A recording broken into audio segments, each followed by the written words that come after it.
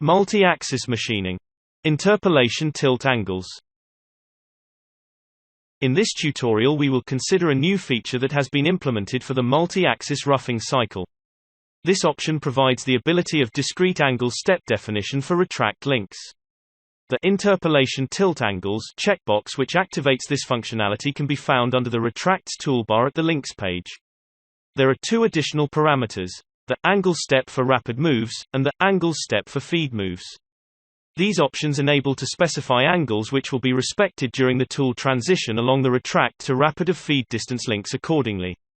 The default angle step value is equal to 5 degrees for both retract to feed and rapid links and will be applied automatically even with the disabled interpolation tilt angles.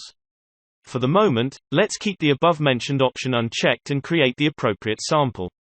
Let's switch to part definition page and specify the required input data. The highlighted geometry will be used for the part surfaces definition. As a floor surfaces I will use pockets bottoms.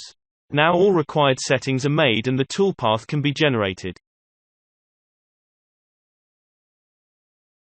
Here you can see the result. Now I will duplicate the initial operation and modify the default angle step for rapid moves value. Let's change it to 2.5 degrees.